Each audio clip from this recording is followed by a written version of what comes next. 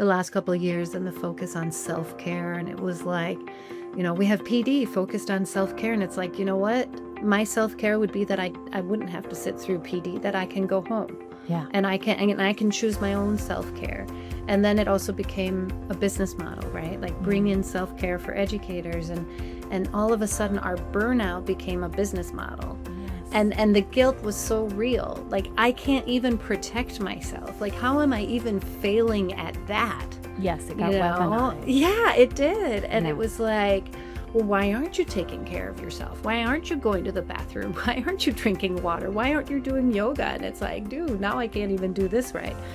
And so I think there needs to be personal decisions of stepping back. And like I said, like finding and giving yourself grace and saying like, this is good enough. Welcome to Oxygen for Educators. I'm one of your hosts, Michelle Kinder, and you'll meet Chris Kent Phelps in just a bit. It's our hope to bring you thought-provoking, unscripted conversations full of actionable ideas to fuel your important work in the world. Thanks for tuning in. This space is for you. Hi, Chris. Hey, Michelle. Good to see you. Same to you. I'm very excited about the guest that you found today. How bad do you want to be her best friend? Or I would like to look like her. I'm not going to lie. She is an awesome, mixture of truth-telling and actionable hope walking around in the world. I just loved everything she had to say. I did too. And in my head, I've named her the rebel with a cause because I feel like she's just got all these like little rebellions that we'll talk about today. But yes, I want to be her best friend and join her in her rebellion. Love it. We'll give people a little glimpse into who they're get about to meet. Okay, you're about to meet Pernille Ripp, coming to us from Denmark. Her bio says she is a teacher, author, creator, speaker, and mom. And as you know, a rebel with a cause. She's been a teacher for 17 years. And what's interesting is she was a teacher in the United States for 14 of those 17 years and moved back to Denmark 3 years ago to continue teaching. So she has experience in both systems, which I really appreciated that perspective of what the U.S. system is like. And I think our listeners will as well. In addition to teaching, she's the author of 4 professional books for educators. She also is the founder of Global Read Aloud, which is a free global literacy initiative built on the simple idea that one book can connect the world. We actually did something similar through D Magazine in Dallas, Big D Reads, several years ago. So I loved that concept. I also love this quote from her bio. Pernille centers her work in the needs, identities, and humanity of children. Too often, our educational systems are designed in ways that silence students, especially those who don't fit neatly into our expectations. And she says, I believe it doesn't have to be that way. She's an independent thinker within a system that pushes kind of top-down thinking. She just doesn't stand for it. She knows what she stands for. And she believes that her biggest commitment to the world is being okay with being vulnerable so others will come along and be vulnerable alongside her and we can all grow together. There you have it. Let's Pretty listen. awesome. Okay, let's do it. Welcome, Pernille. Thank you, Michelle. I'm so excited to be here. I'm so grateful to you, period, for being with us. But I have to tell the listeners, you're doing us a super solid because we're in dramatically different time zones and you're having this conversation with us essentially at bedtime. It is bedtime. You know how it is when it's back to school and you're just kind of running ragged and your kids are going to bed and you're like, bed and going in and reading a book sounds really good, but I wouldn't miss it. So I'm grateful to be here. Well, we are delighted. And you made a nod to reading, which a lot of people who follow your work know that you are a tireless advocate for literacy and books and kids falling in love with that and us paying attention as adults to what we're doing that gets in the way of it. Absolutely. Tell us how you came to be that person in this field, a little about your story. I don't think I am that person. I think I'm surrounded by a lot of people, and I just happen to be one more voice who has a hard time keeping quiet. I think, and I think to my own reading journey and how it was not monumentally shaped by my school experiences. It was shaped by my mother and the reading experiences that I was lucky enough to be raised with. And then becoming a teacher, and not because I was one of those people that was like, I'm going to be a teacher, my whole life. In fact, I said the opposite. And then all of a sudden kind of fell into teaching and fell in love with teaching and fell in love with really working with children. And then creating reading experiences that had nothing to do with the reading experiences I had been lucky enough to have in my home.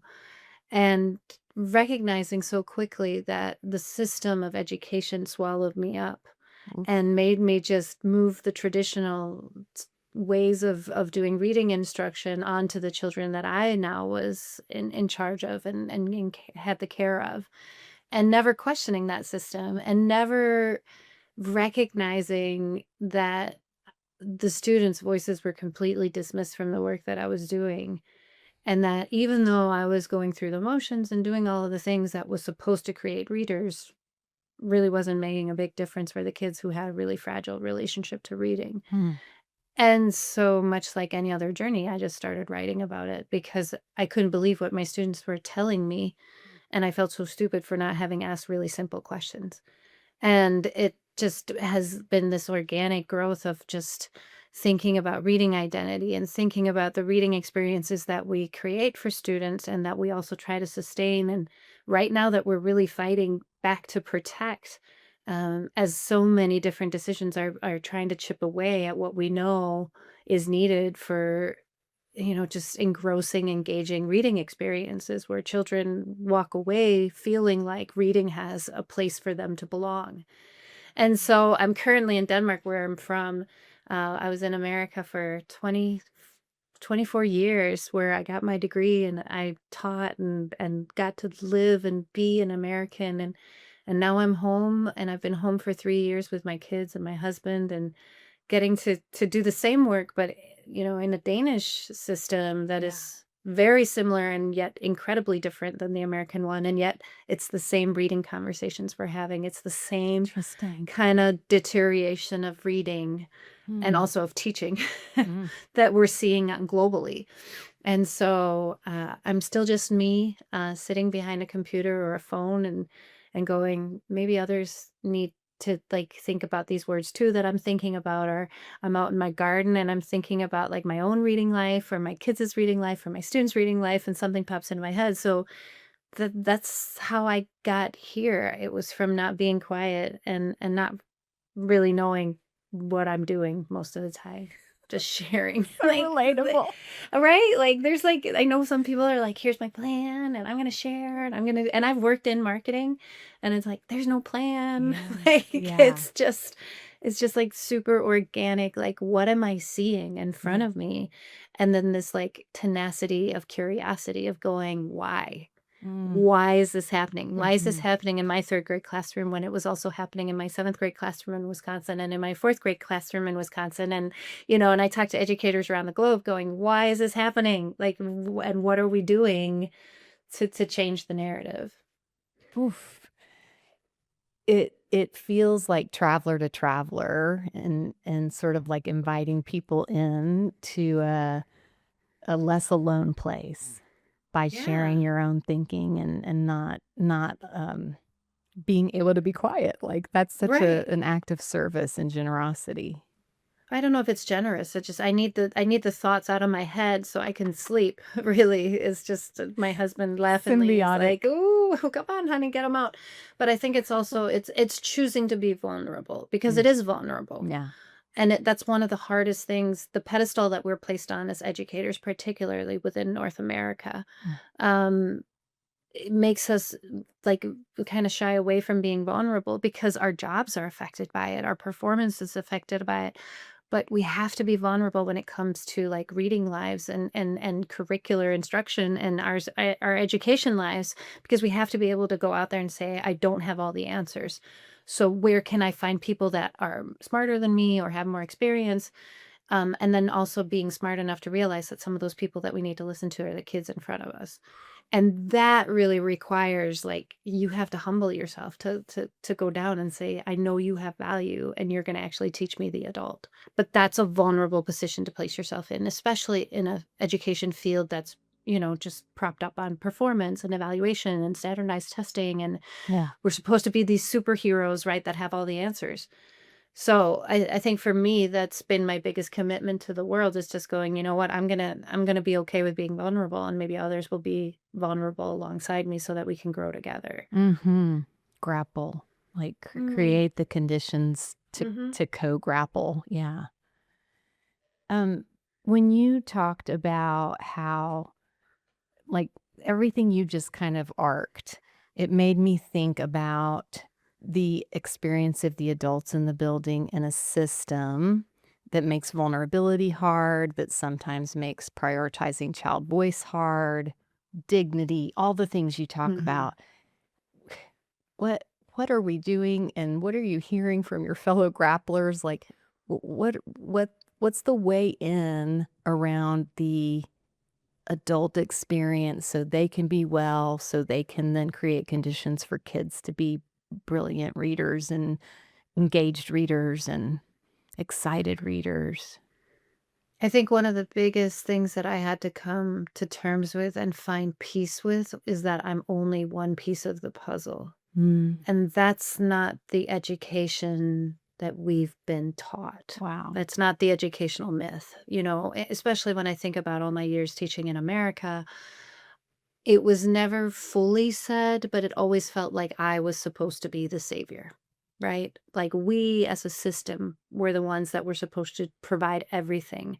And if children didn't leave us loving reading or loving math or being enthralled with science or whatever it was, then we had failed. We, Mm. the adults, had not done enough. And I think that leads ultimately to burnout, because you first of all, you're not meant to be a savior. Like, you Right. can't do that work.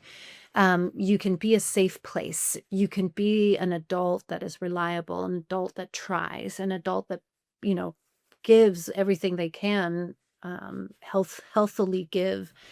But you also have to maintain your own boundaries. And I think so for me, I had to find grace in good enough. Whew. And I had to realize that I was only one piece of the journey. And that actually happened with my fifth graders back when I was teaching fifth grade. I remember I was releasing a bunch of kids. I had had them in fourth grade, and I'd been lucky enough to move up with them to fifth grade, and now they were moving on to the middle school. And I was having a lot of emotions with it. It was a class that I still have a lot of contact with the kids. And I ended up writing a blog post going, I hope I'm not your favorite teacher. Mm. And it was really about letting kids know that I hope that I was just one good piece of their educational journey. And I think about that I don't need to be the favorite teacher. I don't need to be their best year. I don't need to be the teacher that changed the world for them. I hope I am a part of the journey. And so for all of us who are walking around going, I see the end of the year coming for us in the Northern Hemisphere. I know in Denmark we have 12 weeks left. The pressure is up to my throat, right? I think it's also just important that we take that breath and go, I am only a piece of the puzzle for all these children. Amazing. What kind of adult can I be so that I can walk away saying I have not done harm, at least not intentionally, right? Mhm. There are things that sometimes are outside of our control. And for me, that gave me a moment to go, I can be human. Yeah. And when I'm connected with my own humanness, then I can lower my expectations and I can focus on this week. Mm. And I can say, what can I do this week to make it a good week to be in our space together? And how can I invite children in to take co-responsibility for that? Because I am not a circus act. And I cannot be a circus act. I cannot be the host that tries to make the party great. I need attendees that want to make the party great with me. And so when I think of people who are running ragged, who are going, but I'm doing all the things. I have the books. I'm doing the book talks. They have independent reading time. I'm doing the scaffold reading lessons. I'm doing, phonics. I'm doing all the strategies, and it's still not working. deep breaths. Yeah. You're one part of the journey.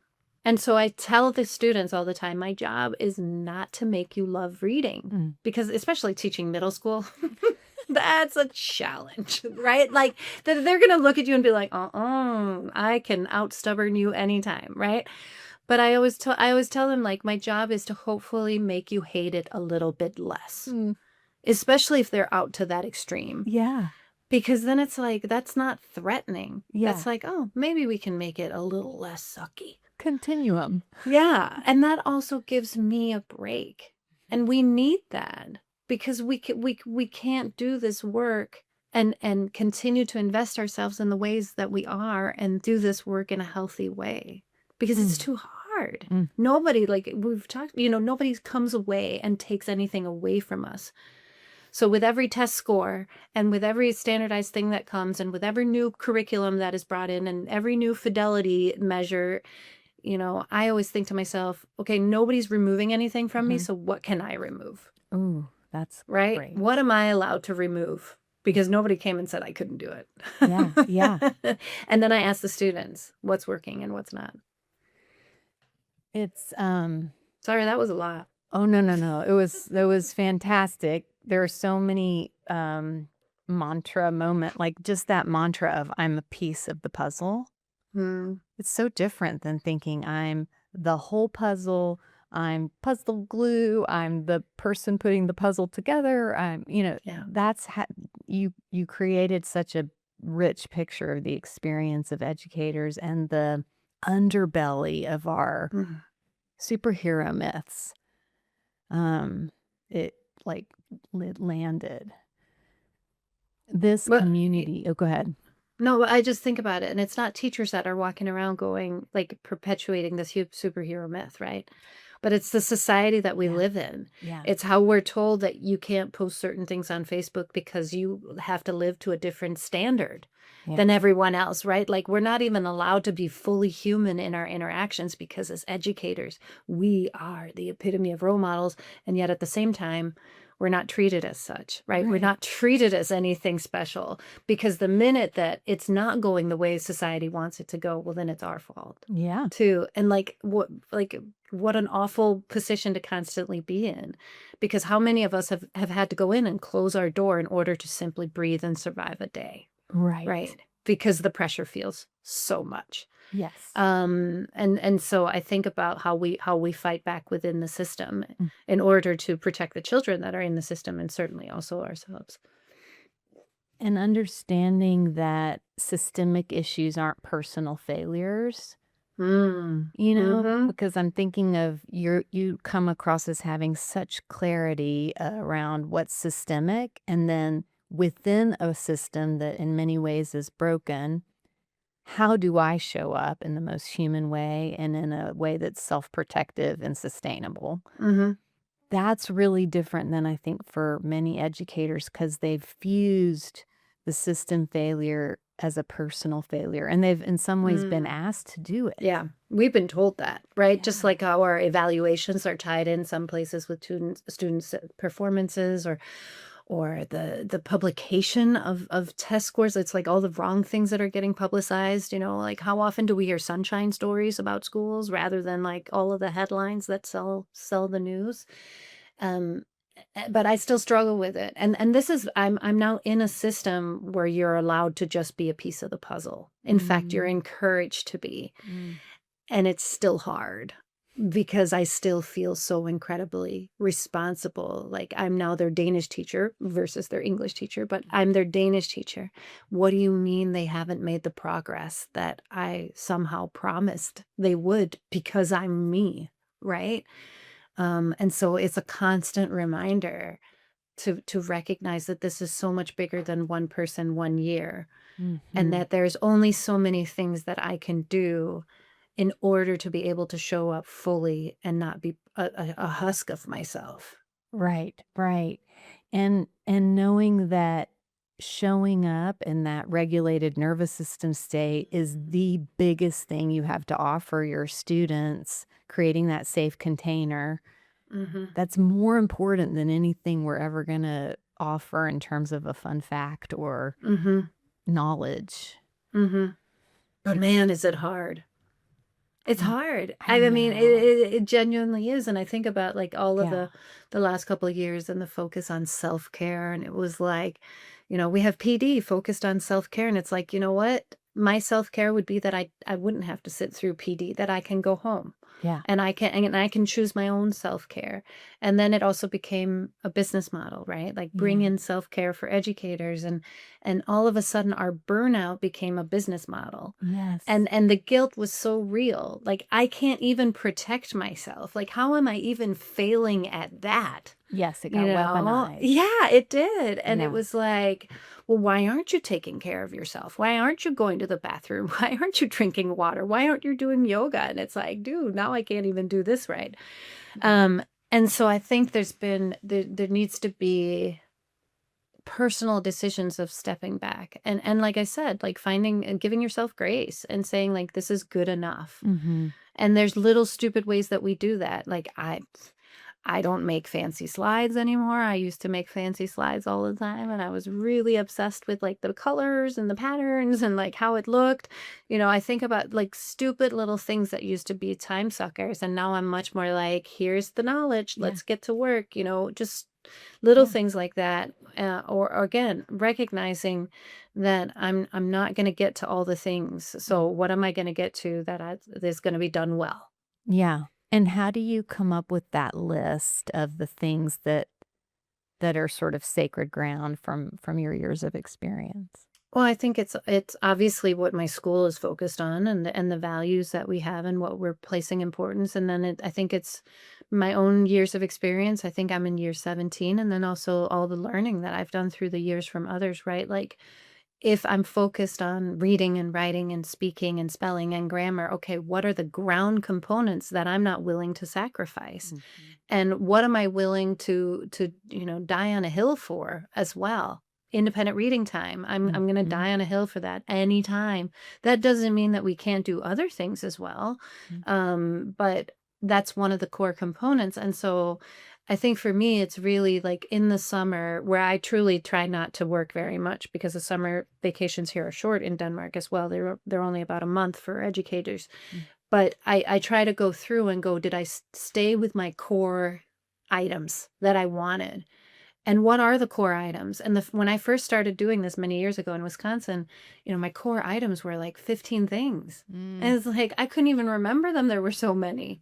And so I really had to kind of write them down and be like, okay, these can't all be core items. Like, this is Yeah. not a core. Yeah. Yeah. And now it's like, okay, protect independent reading. Great. Where's that going to physically fit into my day? Yeah. Like, all right, make sure they're writing a lot. Okay, where's that placed in? And then everything else is kind of like Mhm.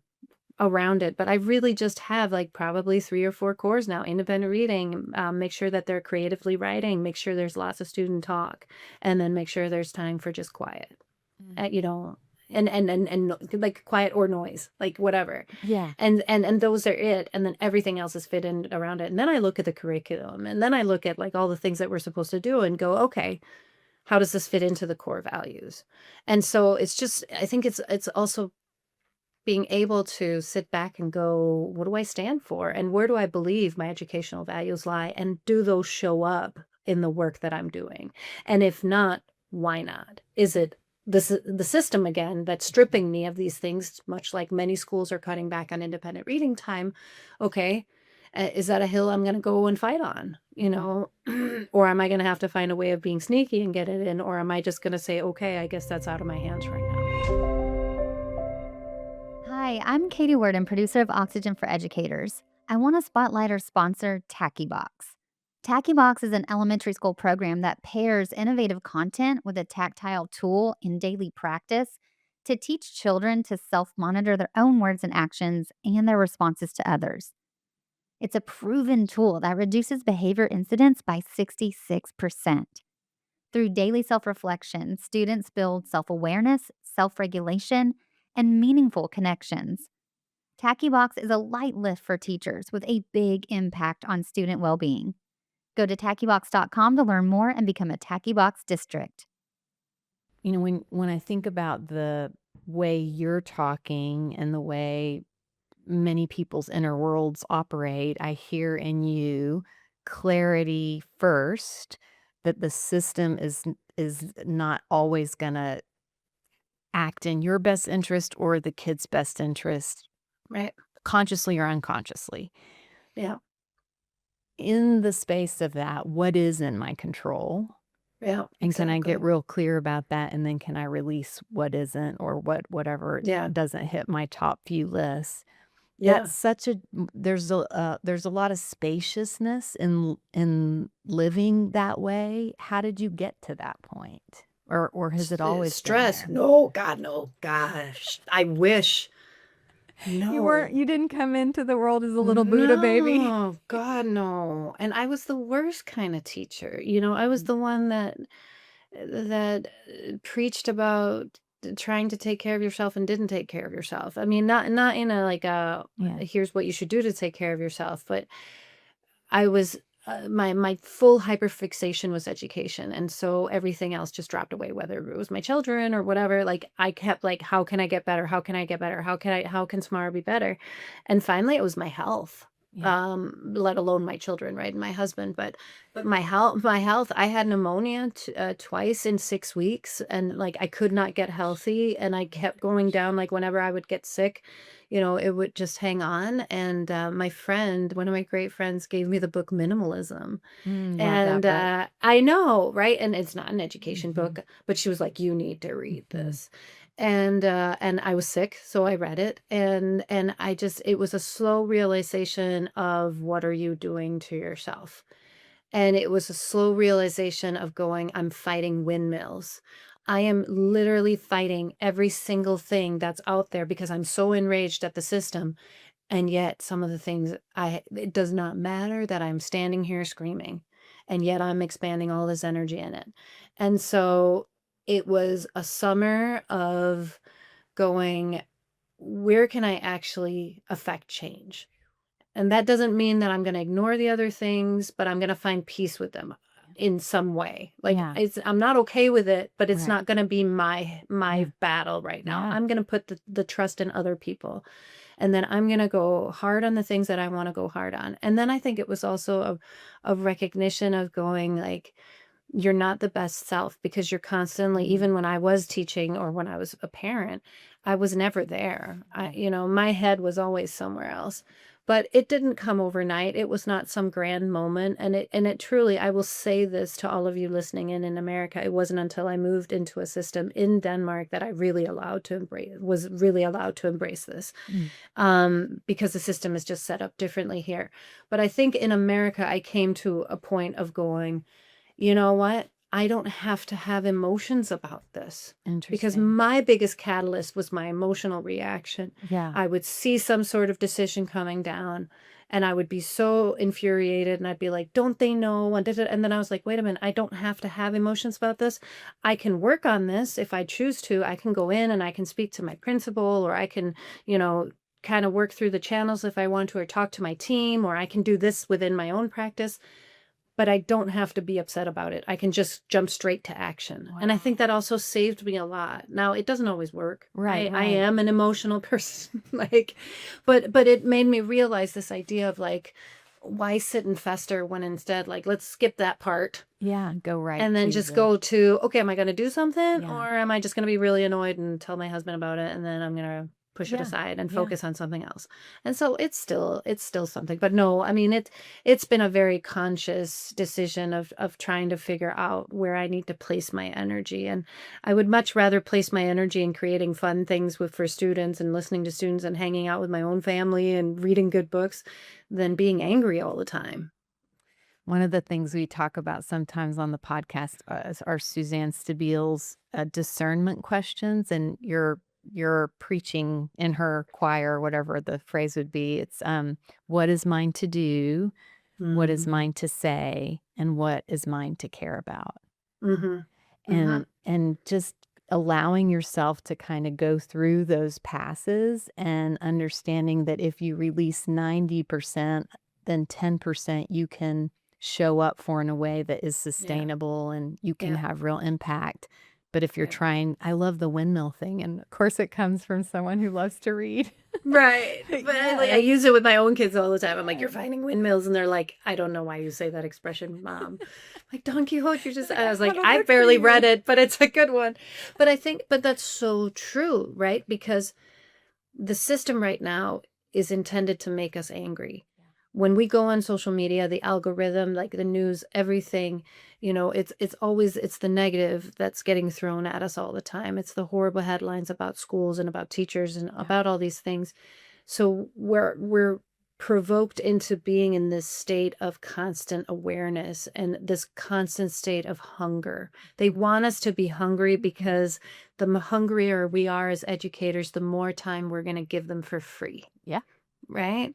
And so I think about when I refuse to do that, when I start to actively say no, like I am a volunteer. Like you ask me to do anything and I will be the first one to say yes. And it did not matter what it would cost me as far as my time, my health, whatever. I would always say yes. And all of a sudden I made a rule for myself. You have to wait 24 hours. This is so weird. I literally did a coaching session 2 hours ago with an incredible leader, and we talked about that rule and how much it saved me. So, okay, It's crazy. say more. Tell me No, how it you was just used like it. it was literally, you get on school email and somebody's like, "Hey, we need someone," and I was always like, "Oh, me. I'll do it," because nobody else will. And I was like, "You're going to wait 24 hours and see if anybody else jumps in. And then in 24 hours, you can make a decision of, is this something you actually want to do? Or does your infernal guilt just make you want to be the one that says it so it gets done?" And it was so hard, Michelle. Yeah. Because I was like, well, right. And also this idea of like, what if I'm missing out? Because like FOMO is a really big thing. And so, but it has been amazing. And I think I almost took it too far to where I was like, I don't have to say yes to anything. And that was actually really lovely too, almost taking it too far and kind of practicing. It wasn't no, it was just, well, I'm not going to answer if I don't need to. And then no, thank you if I have to. And recognizing that no is a complete sentence, which I love that so much. And then starting to realize, well, what am I sad that I missed out on? And so that was also a good, like kind of going to the extreme other way. So I could see like, well, I do like having these kinds of opportunities or whatever. But yeah, the 24-hour rule is like, it's legit. It's a really good one. It's just 24 hours. Just wait. Makes you so aware of like the impulse and the narratives in our cultures of like what it looks like to be a nice girl, or a good contributor or whatever, good leader, whatever the narratives are, and or a dedicated educator. Yes. Yeah. The whole like how much you suffer is equivalent to how much you care. I mean, there's just so many there's so much in the water that is driving us. And if we can surface some of that, then we can make decisions about what our relationship is with any of those. Like you said, like you went all the way here and then you're like, oh, I want to recalibrate to the middle or whatever. Exactly. Like now when I say yes, I mean it. I mean it 100%. And it was lovely. And gosh, I didn't miss all the extra meetings. Like I just practiced it here. I've been the learning coach for my school for the last couple of years, and the position was kind of as well as a teacher, and the position was being revamped. So they were like, people can reapply, and I was like, I'm not going to reapply. And my principal was like, what? And I was like, no, I'm just going to be a teacher the next like couple of years. And he was like, oh okay. And I was like, dang it, that backfired. I know, but I was like, and you know what? No one applied, and it's okay because the school is kind of like going to look at some things. But the whole time I had to bite my tongue and be like, oh, no one applied. And I really shouldn't. I was like, no, wait, you want to say no here so you can say yes to other things. Yeah. And I'm super excited about it. Which so sounds cool. Weird. No, I get it. I get it. To me, I feel like anytime I override my, like the things that I do that are driven by the stuff that's under the surface, anytime I can override that in a way that benefits me, my family, my community, I'm always so excited. Right. But man, the guilt is real. It's real. It's really real. It's by It's really design. gross. It's Yeah. by design. I know. And I think that in itself is a really good realization too, because I know I ended up feeling like, what's wrong with me? Why Mhm. do I feel guilty? Why am I burnt out? Like all these things. And then when you realize, oh, wait, I am a product of the system that I'm in, then you're like, oh, I can be mad at the system. Yeah, And yeah. that is a wonderful catalyst to get you out of that mindset. Yes, Like when yes. it can be like, oh, I see what you're doing here, and I am not going to fall into your little ploy of guilt. Yes. I'm going to leave, when my contract time is over, or I'm not going to go to Target and spend all of my money on extra things because that's just not going to happen. And, it's like little victories that kind of powers you along the way. Yeah, yeah. And little by little, you start paying attention to what how do I want my life to look, Mm, and what are the things in my control to get me there. yeah, exactly. And that's Exactly. such a different experience than just feeling like life's happening to you. Yeah, but I think also, again, like you say, the system is designed this way. When are we supposed to ever have these moments for reflection? For real. Like legit, like when you are running ragged, For like I real. try to tell my Danish colleagues what my American work life was like, and they were like, why? And I'm like, it's literally the only way you could survive. You didn't have enough prep hours. Yeah. You didn't have enough time for anything. So I remember my husband and I, he is also a teacher. We made a rule that Friday nights after we had gone for our walk, we were not allowed to talk about teaching until Sunday. Oh, So we would so have good. one day of no teaching and no teaching talk, no prep work. Like how sad is that? You had One to. day. Yeah. One day. And And it that was was a it. And huge now in victory. Denmark, I'm like, it's 4 o'clock. I'm done. Like, Yeah. but again, like this idea of you don't even get the time to consider how you're drowning. Like until you're Oof. totally drowned. Like Right, it right. sounds terrible, right? And then the people who do somehow manage to stay afloat, how often are negative narratives then wrapped around them? And I'm not talking about those that use the same lessons that they've used for 30 years and, and they're Yeah. still bringing Yeah. out worksheets from 1982 that really Right. aren't culturally relevant. Or Yes. I'm talking about those that don't leave with a huge stack under their arm and other teachers going, why are they not bringing work home? And seeing that as a negative rather than Right. going, how are you doing that? Right, right. And it can be Share very your threatening. secrets. Yeah, like It can. when people see you develop boundaries, it triggers something in them if they're not at a place to do it yet. It can be very, very hard to see. And I think it's vulnerable again because then it's like I'm screwing up again. Yeah. Why can't I be the one that walks out of the building and doesn't Wow, think about yeah. work until tomorrow, right? Yeah. And when we don't get casual time to really sit and talk because every minute is used in education. I think about even our lunches, right? Our duty-free lunches. How often it was catch up on a student, especially when you're teaching in like a middle school or a high school, right? Like what's going on with this kid? Whoa, did you hear this? Like there was no time to just go, hey, I'm noticing that you're doing this. Can I learn from you? Mm. Um, even like the summer breaks, that are breaks. I remember the first month of our 3 months off felt like decompression. Mm. Like it Oh, was yeah. fine. It was finally like my body, Yeah. like my stress just going down and me learning how to not think about school, how not to check my email all the time, how not to like think of the next lesson. It was crazy. Like a month that it takes you a month to get to there. Here in Denmark, I go on vacation and the next day I am Yeah. done. Yeah, Like because I am not thinking about school. because your entire school year is supportive of you having that decompressed time Boundaries. each Yeah. evening on the Yeah. weekends. Yeah. Yeah. And I think that there's amazing systems in America in small pockets that allow you to do that. I worked for incredible administrators that really tried to protect us Yeah. and that were very distinct in we don't want you checking mail at home. Yeah. We want you to do these things in order to secure your boundaries. And it just wasn't enough. Mhm. And so again, when I think about all of the small things that can happen within a system in order to protect us better so that we can protect the students better, I think it's definitely worth looking into. And when I think about like the burnout for adults also leads to burnout in students because they feel our frazzledness. They get our short tempers, and they also feel the incredible pressure, right, of like not performing. And when I think about like fragile readers or vulnerable readers, they recognize often that they are not where they're supposed to be, and they can feel that we're trying to kind of push them along and hoping for those big aha moments. And think about like the guilt that then is associated with that. I can't perform to what the adult in front of me really wants.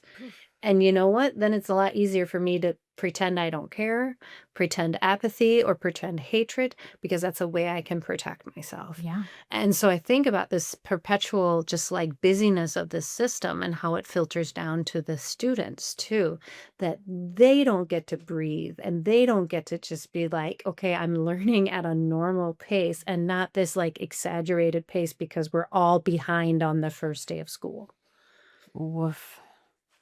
Is that parallel process, and think about the kids and the fact of where they are developmentally and how much that must be impacting them to be in a system that can sort of like feel so oppressive in that way.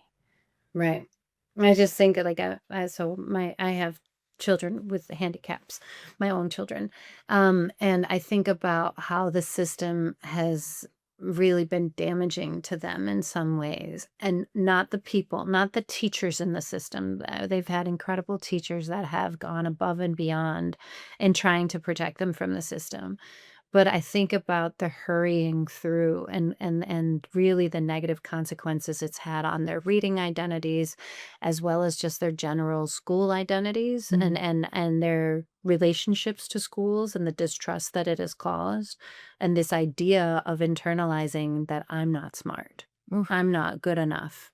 I think about my one of my daughters is dyslexic, and already as a first grader, she told me that she was not smart because she couldn't read. And I was like, how have you made that connection already? Because it certainly wasn't coming from her teachers.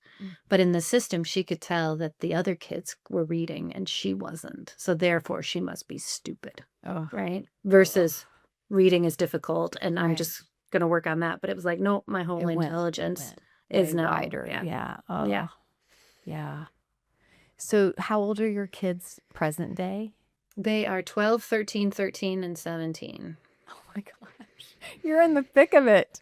I am. It's wild. We're at 19 and 24. Mm. So to think of So what you're you're like in the doing, big yeah, parenting. it's really Mm. different. And we're Yeah. in the like, oh, you guys are so cool. We're really obsessed with you Right. as humans stage. Yeah. So We're in the, oh my gosh, are they going to be okay stage? yeah, we Basically. went through that deep. Yes, I get it. Yeah. And maybe that's always there a little bit, but it's Mhm. really there in middle and high. Yeah. Yeah, for sure. Yeah. Okay, so in your most recent blog, you were writing something that caught my ears and eyes, because reading for me is one of my top 5 coping strategies. And you wrote, reading offers quiet. It offers balance in a world that is otherwise relentlessly loud. It offers the health benefits we know are real: focus, empathy, stress reduction, and the slow building of an inner life that is completely our own. But more than any of that, it offers something increasingly rare: a place where we do not have to perform. Mhm. I almost cried. Oh. Just such a perfect capture of the sacredness of reading. Yeah. As a, for all of us, for kids, but for us, and that's been compromised or undermined. Yeah, but this is just the whole post was beautiful. I had to cut the quote by like a 6 because I was like, I can't read a whole 3 pages to people on a podcast, but it was beautiful. I hope people will go look at it. It came from gardening. Mm. When I'm an obsessive gardener and an autodidact, meaning I have no clue what I'm doing. But I'm pretending to learn. And when I garden, I do it quietly. I don't listen to anything. I don't have music playing. I am in my yard digging in the dirt. Oof. And it's a relief because my brain is busy. My children laughingly tell me I have ADHD. I've told them I don't think so, but there might be tendencies. I certainly do best when I'm very busy. Um, but I was thinking about our reading lives, and I was thinking about the incredible public nature of the lives that our children lead. Of here in Denmark, we're one of the most digitalized nations in the world. Students come to school in second grade, usually with smartphones. Third grade, they for sure have them, and their whole life is lived out publicly. And I think about not that my childhood was easier, because it wasn't by in many measures, but the idea of quiet and how few places we really find quiet in this world, Wow. because we are constantly attached to notifications and phones and smartwatches and gadgets that are listening in. And when we read, we're supposed to go and rank it, and we're supposed to rate it, and we're supposed to review it, and we're supposed to share it. And I recognize that within myself, what I crave the most, besides love from people I love, is quiet. And it's the true quiet that I find within a book. When I'm sitting in my greenhouse and I have an actual book between my hands, and I recognize that it is so inherently selfish that I sometimes feel guilty, because I am not producing anything. I am not sharing anything. But what I'm doing instead is preserving myself. I am filling up the energy that I need to have in order to be a rational person. Yeah. And I'm allowing my brain to be filled with words that I couldn't think of myself. And so that's where it came down to, because of course I'm deeply concerned about the impact that technology has on all of our brains. I see it in my own attention span. It's not just children. We are the adults handing them devices. We are the adults creating frameworks for the technological advances that are happening. And I see the little value that we place in quiet things, because why be a good artist if it's not a side hustle, right? Like there's so little value placed in things that aren't producing something, whether it's likes or money or fame or whatever it is. And yet that's where we're going to find the peace. And we don't have enough peace. And I think it shows up in all of us, that we are so incredibly frazzled. Yeah. And I notice it in my own habits, right? Like I take the train to work, and I sit with my AirPods in, and I have music going, and I'm on Instagram, and and my brain can't handle it all. Right. And I come home and I'm spent. Yeah. And like I alluded to, like I have 3 children with autism and another child with some other things. And so I need to show up as a certain parent in order for my children's nervous system to be regulated. And where I get the energy from that is within my quiet, and that's within books. And so Books and dirt. Sounds like books the and best dirt. recipe. But I think about kids that are like, they look at a book and they have it almost next to a phone, and they're like, well, of course I'm going to choose the phone. And I'm like, yeah, I would too. The phone is, I can be entertained. I can get, 3 seconds of inspiration when the algorithm finally figures me out that day or whatever. But it's not a competition between the two. Like, these are two completely different activities. Do I want to be entertained and feel energized, or feel actually overwhelmed, which is more likely what's happening from my phone, or do I want the quiet? And I think that that's a way we can protect it for children too, of going, this is actually an inherently selfish choice that you get to make. We don't have to pretend it's a phone, because it's not going to be a phone. In fact, it's like racing a cow with a horse. They're not even the same thing. And so why can't we celebrate reading as one of the last places of quiet that we have in this world? Yes. And also, speaking to that selfishness, like, do something that is just for you. Like, what a beautiful thing that is. And I think of my own kids, and especially one of my children, and how impacted she is by the algorithm and the likes and the friends and all of those things. And I just want to shield her a little bit from that, and go, here's a place where you don't have to be anything other than what you are. Yeah. Oh, And so that's kind of where that post came from. And it resonated with others, which was kind of lovely because you never know. right, right. I was waiting for people to be like, well, yeah, duh. Who said that? But I made it public because I was like, I need to find a way to present this to students so they can see the value in it somehow. Yeah, So it changes the conversation. it gives us a different conversation to Yeah. have. Yeah. And I feel like that's what we're always looking for as teachers, right? Like, what's the new angle? Because they've heard all the other things before. Right, right, right. When we agreed to visit Pernille, was there anything you wanted to make sure we covered or talked about? No, I mean, I think for me, I think it's really easy to sit in a different country and go just protect yourself. And I don't ever want people to feel like I'm losing touch with the reality of what it means to be a teacher in so many other places. Yeah. And so I think for me, it's just important that we recognize our own humanity and we reconnect with the idea of good enough. And then we bring the students into the conversation of what kind of classroom spaces they want to be. And we stop trying to be the productionists, the producers, the directors of everything and go, who's going to co-create classroom spaces with me? Because we're not alone in all of this. And we don't have to be alone in all of this. And if we're feeling all alone, again, that's a symptom of the system we're in. Mm. And so where can we channel our energy in order to protect ourselves and also make better experiences without killing ourselves Mm. in the process? And I think you've done a good job of hitting on those things. I just don't. I mean, I think my biggest thing, which I've been saying for all the years that I've been sharing, is that I don't have all the answers. There's no magical way to what I'm teaching. Some days I'm a great teacher. Some days I'm horrible. There are students that will walk away from me probably going, I'm so glad she's not my teacher.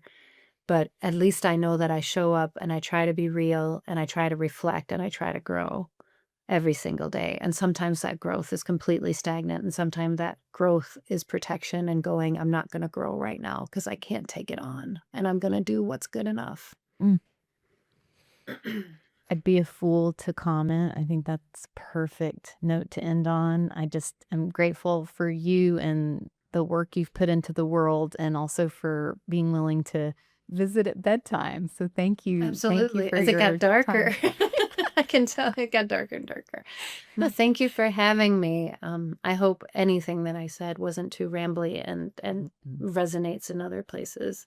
I'm certain of it. It certainly did in my heart and soul, and I appreciate it. And we'll continue to follow your beautiful words. And thank you, thank you. Thank you, Michelle. All right, we are back. Chris, what stood out to you?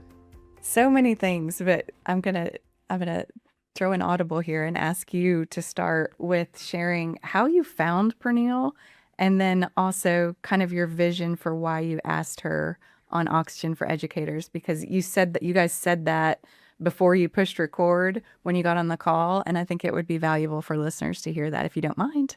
Yeah, I found her just searching like powerful voices in education, and it kind of went down rabbit holes as one does.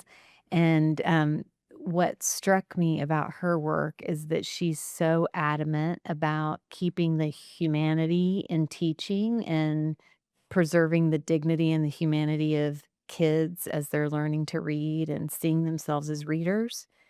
And then I felt like that overlapped so beautifully with our reason for being, which is to keep the humanity in the room for the adults in the building. I love that. Thank you for clarifying that. I felt like I always like the podcast where I learn a lot because I'm a learning junkie, as you know, and I felt like I learned a lot from Pernille. She uses very concrete examples to explain the different things that you talked about, and shining a light on the flaws in the system for somebody like me who has not been in the system. I love how she painted the picture of what it's like to kind of have your humanness stolen, and using that example of, we can't even post on social media like regular people because we're held to this different standard. But then when things aren't working, society blames educators. And I appreciated just those little examples to think about, help me think about what it would be like to be in the shoes of an educator. Yeah. She she's so non-defensive and at the same time provocative that I found myself like just wanting to hear more, even when what she had to say, I felt like I participate in. Like people hire me to come talk to teams when they're feeling burnout, and then her great capture of how burnout has become a business model. And so it was like the way she takes up space, um, like like it didn't make me feel defensive at all. It made me hungry to understand the experience and also how I do or don't participate in the madness, which is such a gift. Like it's such a gift for someone to be able to stand in their truth so remarkably and so provocatively without creating defensiveness in other people. That's how I experienced her anyway. And even just how she commented to American educators that it wasn't until she got back home to Denmark and had kind of a different teaching environment that allowed her to think about these things and kind of identify some of her learnings. I appreciated that about her as well. Yeah, she was really, really careful not to minimize, or sound preachy. Yeah, she was. It's in every answer. It seemed like she was reminding me how she sees herself. But Very very gently. unscared of saying it. Yeah. Which was fun. The other piece that I loved, which she said, I think early on, is that the system of education swallowed me up. And so that's when she started, at that point, she was just kind of doing things to follow the systemic rules and then realized, wait a minute, my teaching is deteriorating. What am I going to do differently? And she mentioned feeling increasing guilt during that period of time. And I just thought it was so brave to be able to step back and say, no, I'm not going to do it that way. What do I care about? What are my educational values? Still thinking about what her school specifically cared about. So she's still working within, she's still being a team player, and then bringing the kids' voice into it. That's when I just went, oh, she's just got her own personal rebellion going on over there. And I like rebels. Yes, the bringing the kid voice in, and also how she talked about, like, what were her exact words? It was something like, co-creating the classroom culture or something like that, like that she includes all the bodies in the room to create the classroom space that everybody can thrive in. It's not just she was very, very clear about, this is not a one woman show. I'm not a producer. I'm not an entertainer. I'm not, all the things I'm not. We're in this room together. We all have responsibility. We're going to share that responsibility. And yeah, I want to be her student so bad. I thought so much about if either one of my children would have had her as a teacher, I think it would have been game changing. Yeah. She shows them so much respect by, number one, just asking them what works and doesn't work, wanting, seeking out their voice. That's a sign of respect right there. And then also empowering them to come to the table to help co-create the space. Like that, it's just lovely to me. Yeah. She, that the whole like us kind of like gushing about her and what it must be like to learn with her and from her, combined with the fact that she had enough insight to write that blog post that she talked about. I hope I'm not your favorite teacher. Mm-hmm. Like I'm her and the articulation of um I am not the whole puzzle. Mm-hmm. And I think about how many educators there are in this country, in this world, that's in the water, this notion that they have to be the savior, they have to be everything to everyone all at once, and for her to just have like, "Shoom, I'm just a piece of the puzzle, and I can do that to the best of my ability with integrity, and then I release it because it's not all on me all the time." Mm-hmm. Which seems like a duh, but when you think about the people we know in this space, I don't think it is a duh. I think a lot of Mm-hmm. people are walking around with that societal pressure on their shoulders to be super heroic and savior-like in education. Two thoughts that I had related to that, and I hope I can remember the second one by the time I finish the first one, but because they're not written down. Um, but it's sort to your earlier point about it making you think, what do you do to contribute to that or not?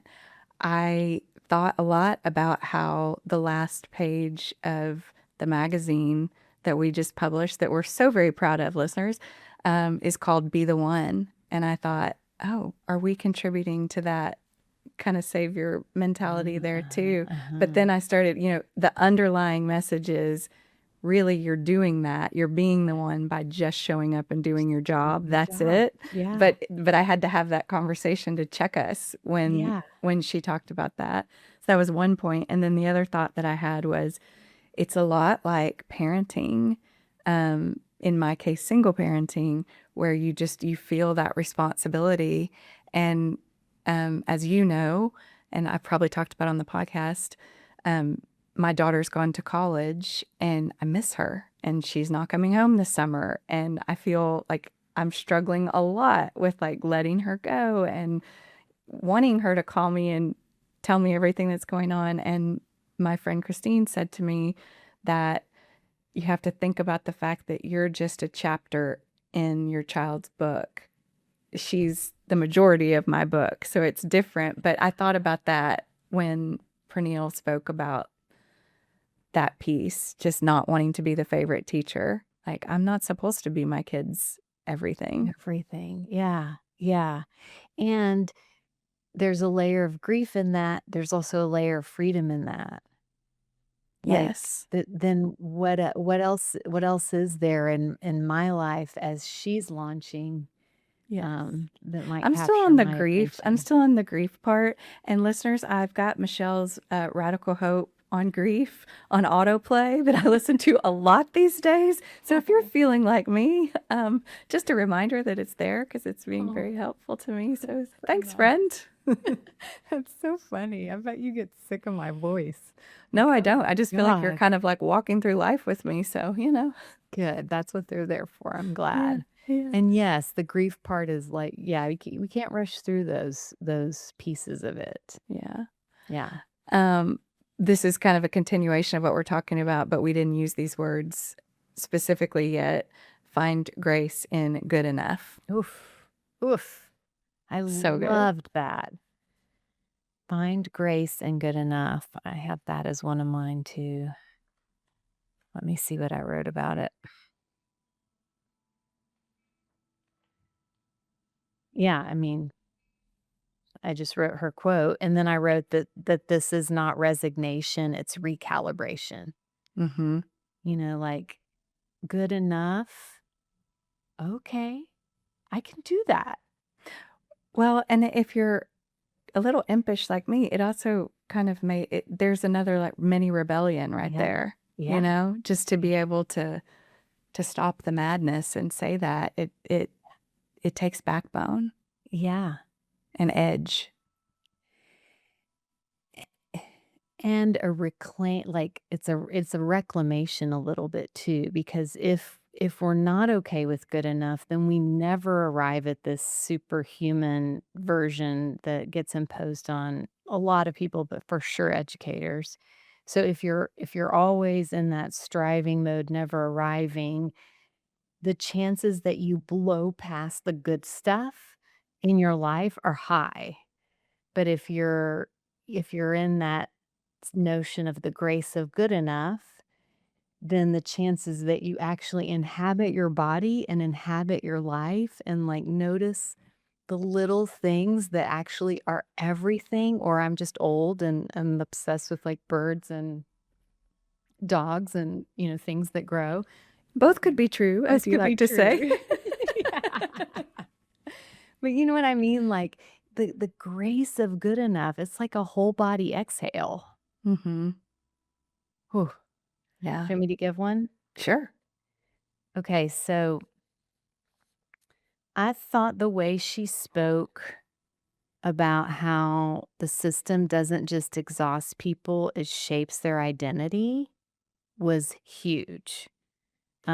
She kind of went there a bunch in different ways, but like, one was when she said, we've been told that our evaluations are tied to student performance, and then all the wrong things are getting publicized. So it's like y- you're the hit you take as an educator in that soup is not just I'm exhausted, it's an identity hit. I'm not good enough. I gave it my all and still people are criticizing or disappointed or whatever. Like, I think recognizing that and then looking for ways to do some reclaiming um, might be another path to some freedom.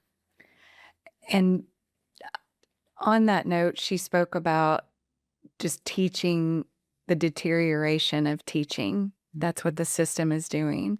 And if, we've talked a lot about man's search for meaning and the importance of staying connected to your meaning. But if your craft that you find so meaningful is deteriorating in your mind, and you, in her case, you believe that free reading time is part of the secret sauce that makes you a good teacher, and it's being taken away from you, how just,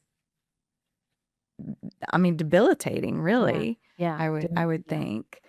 Yeah. And again, that's another example. Like, I just felt like she really painted those pictures well Mhm. for someone who's not been in education like me. Mhm. Yeah, I do hope this episode gets shared a lot with non-educators. Mhm. She did make it so real what they are experiencing and navigating.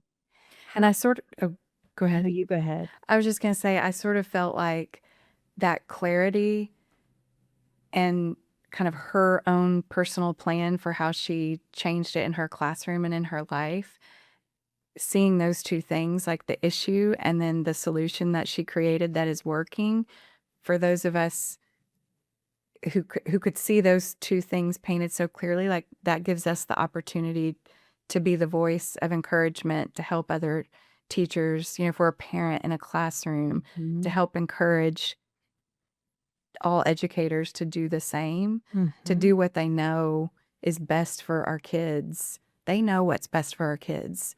The people creating the system don't always know that. Mhm. But the people in the classroom, they know what's the best way to do their craft for the benefit of our kids. And we all need to rally around them so that they can do that. Mhm. I mean, I would love to go back and have all my kids' teachers listen to her and let them go Mhm. back through school. Mhm. Mm.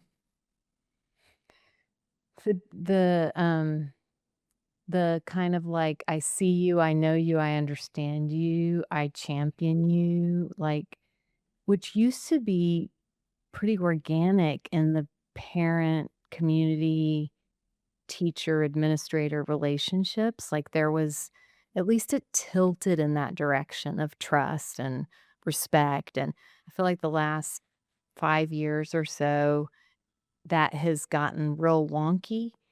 And it's been not only like moral injury because of that, like, questioning of the capacity and the integrity of educators, but also such an energy vampire.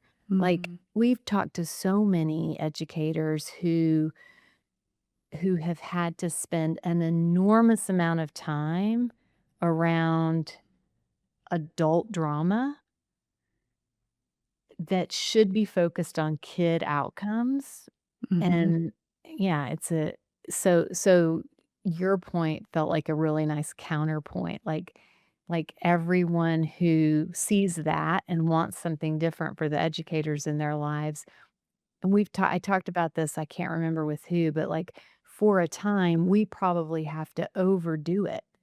We have to overdo our support, our appreciation, our respect, our trust because it's misbalanced, it's unbalanced right now in the opposite direction. So just to get it to baseline, we have to overdo the I see you, I appreciate you. What do you need from me as a parent or community member or whatever?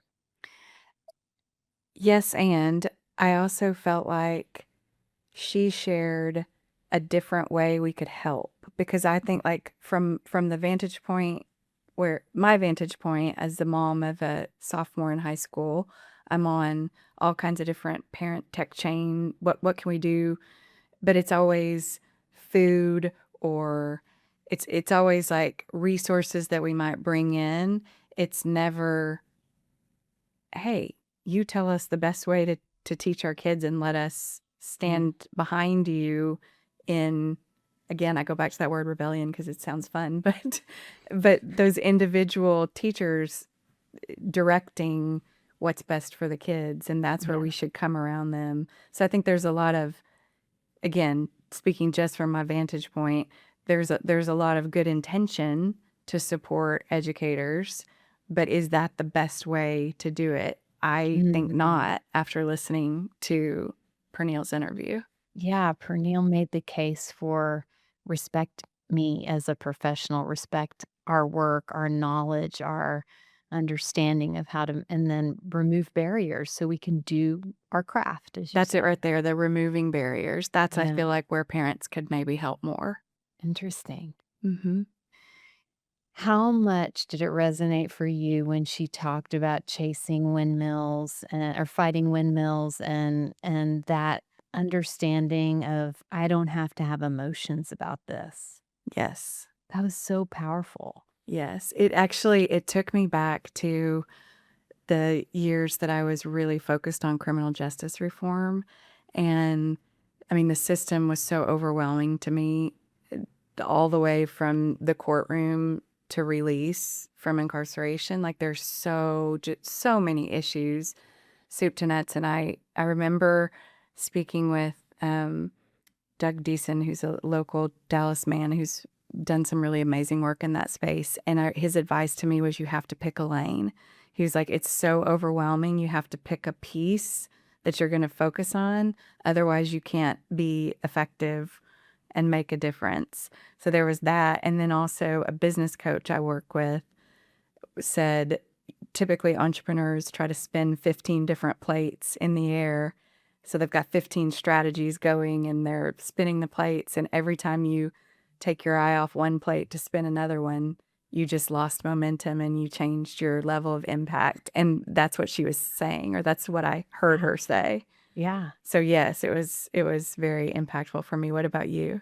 Yeah, same. Like, what is mine to do? And Your then, like, questions.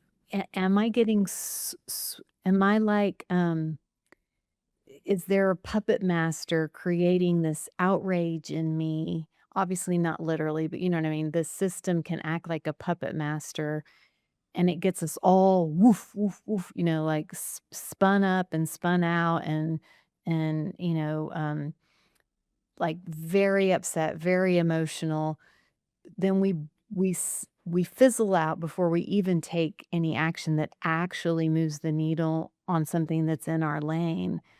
What I felt like Pernille offered was, can I spot the thing and then decide if I wanna have emotion about it or not, or just kinda, like, sidestep that so they don't get my outrage, they don't get my spin out, but I'm tracking, and I'm deciding, do I want to do something about this or is this somebody else's to do? And if it is, how do I like bless and release essentially? I just thought that alone, like someone could practice that. Someone could practice her I'm not the whole puzzle. Like there's so many things she gave, the 24-hour rule, so many things she gave that someone could practice for a year and it would change their life dramatically and they would never master it. Like none of us would master it, but it there's just so much in those ideas she shared pretty effortlessly, but there's so much there. Mm-hmm. I also liked when she talked about, well, two things. One, I think in order to do that, you have to know yourself very well and know what you stand for. And in her words, what you're going to die on the hill for, right? Like you have to be very clear on that. So I heard that as step one, like really thinking about that, knowing that. And then I also loved, I thought it was so beautiful when she talked about those other things, you're going to trust that someone else is going to take care of those. Mhm. Like that's a real trust just in the universe and the world. It was that almost like the pronoia concept again, Yeah. where all things are working together for the good. Um, Yeah. Yeah. And it's kind of overlaps with the puzzle thing, right? Like even in advocacy, it's only one puzzle piece that's ours. And mhm. then you have to trust someone else is holding the other puzzle pieces because it's theirs. It's a humbling way to look at all of that work too, because I do think there's danger in when you're doing advocacy work, like thinking you're a little more grandiose than you really are because you're doing that good work. It checks your ego to remember that you just have that one puzzle piece and that Mhm. other people are working the rest of the puzzle. Mhm. And mix that with her grace, the grace of good enough, with a little dash of salt and pepper and, olive and no, I'm kidding. But, Noah's a like complete sentence. I liked that one too. that's a really good one. What else have you got? Let me see. Oh, I know this is on your list too, so I'll just open the can of worms for us. Reading as a sacred practice to preserve yourself. I mean, honestly, when I was reading, because as you know, I read a lot as well. And when I was reading this week, instead of like feeling like I was trying to work that in because it's something I love to do, I felt like I was having my own mini rebellion as well, just reading a book. Mhm. So I appreciated that perspective, but I love that thought that um, let's celebrate reading as one of the last places of quiet we have in the world. I just loved that so much. I had a whole conversation with my son about a book versus a phone and like thinking about one as entertainment and one as reclaiming quiet. Um, and then I also loved how she talked about there's so little value placed in things that aren't producing something, whether it's likes, money, or fame. I know, but that's the place where you find peace. Like that's what I struggle with is all of my free time trying to figure out how do I support my kids. So Mhm. it just changed the way I think about that reading time instead of a guilty pleasure as kind of a rebellion. Yeah. It's such a good callback too to Deb Dana's interview of like these things move you up the ladder into that ventral vagal. And then the money making, the business decisions, the responsibility list, all that gets done very much more effortlessly than if we are depleted because we're not ever in a quiet place. We're not ever nourishing ourselves with books or whatever it is that nourishes you. Yeah. Yeah. I thought that one part of the conversation was worth the price of admission for me. It was Yeah. so sticky, the way she holds the sacredness of that inner world relationship and how our inner worlds get fed by books And dirt. and dirt. Books and dirt. I loved that. Do you have any other major ones you wanted to touch on? No, we covered all of mine. How about you? Well, the one I had kind of an addition that I thought would be a good close. You talked about in the beginning, um, the piece of the conversation where you guys discussed self-care and PD becoming a business. And she made the comment, my self-care would be that I didn't have to sit through the PD, that I can go home and I can choose my own self-care. And it made me think about why we started this podcast and the magazine, Oxygen for Educators in general, was to move that away from that typical PD and hopefully still provide content and strategies that are helpful for self-care that could be accessed whenever someone wanted to and in whichever way, whether it's audio on the podcast, in print, in the magazine, at events, in conversation, and also that the strategies are not coming from someone like me who's never been in education. They're coming from fellow educators in the trenches who've done the work and they know what works, like Pernille. Yeah. So that I just got excited by that. Yeah. It's like meeting people on their own terms and take it as you wish and in whatever way serves you. And we trust you to know what self-care looks like for you. And again, the ideas are coming from people who've walked in your shoes, which is different than someone who hasn't experienced and doesn't know education. You made me think of an experiment that I did with a cohort of women leaders years ago. I'll share it in case anyone wants to try it because it was so fascinating. Uh, so we were talking about well-being, and this was a cohort that met across a whole year. So we were in it deep with each other. And we gave them the exercise of 20 minutes in the time that we were together. So they didn't have to find it. It was like our time, quote unquote, and they were going to have that. And we asked them to have 5 minutes to transition in, 10 minutes of doing something that that will just fuel them. It is not for anyone else. It has no value, no checking something off a to-do list. It's just literally what is it that will fuel you and feel good to you and your body right now. And then 5 minutes to transition out and get back to the group. And the way people then went out to do that and the way people came back, the energy of just having 10 minutes to do whatever you felt like your body was asking for in that moment and not argue with yourself about it, not justify it, not anything. What ended up happening is, one, people became very aware of the recordings in their head that get in the way of them caring for themselves because it's like, oh, I can actually, do some laundry or do this or do that, or, this was a virtual class. That was almost compulsive to want to just stay in productivity mode, even though there was a very clear assignment to not.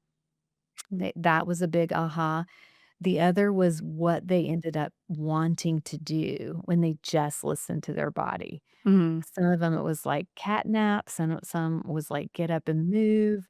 We had one woman come back sweaty as hell because she did like a super fast Peloton class. And she was so happy. So it was like the illumination of what it is that actually does fuel you when you're invited to use these next 10 minutes to do something that has no value except for that it fuels you. It was fascinating, and I still do the experiment with myself when I'm feeling stuck. Love it.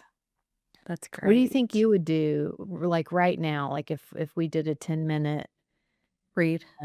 You would read something you're already reading, or you don't? No, because I finished 2 books yesterday, so I'd be starting something new, but I'm so excited to figure out. Actually, I'm going to read Deb Dana's book because I ordered it and it's next on my nightstand. Yes. Oh, nice. So So what's next for me. Oh, read is such a good answer. It's such a good hat tip to Pernille. Absolutely. Awesome. But even think about now I've turned it into it is productive because it's a mini rebellion.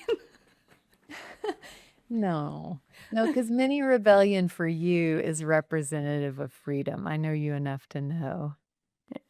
Yeah, it's just Anyway, one. well, thank you for finding Pernille because I loved that interview so much and I learned a lot from both of you.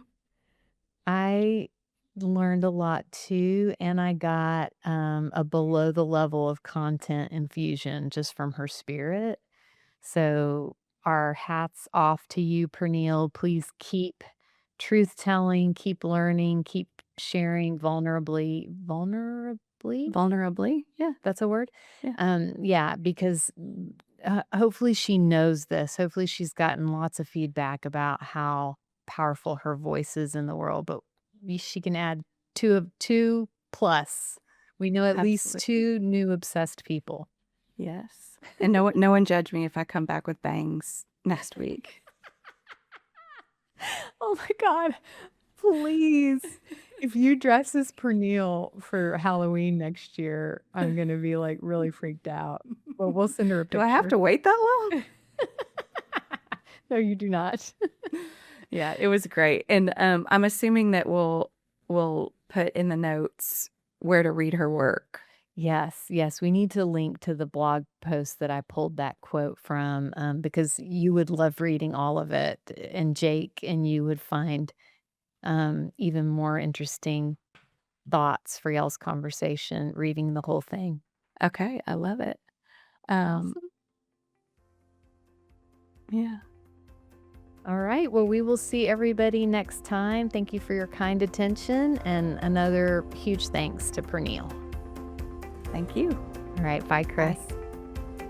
Thanks for joining us for this episode of Oxygen for Educators. Please like, share, and follow. And if inclined, leave us a 5-star review so that we can keep making content for you. Let us hear from you if you know someone we should interview or a topic we should cover. The views and opinions expressed in this podcast are those of the guest and host and do not necessarily reflect the official policy or position of any organization. The content is provided for informational and educational purposes only and is not intended as professional advice. Listeners are encouraged to use their own judgment and seek appropriate professional support when needed. Oxygen for Educators, its host, and production partners are not responsible for any actions taken based on the information shared in this podcast.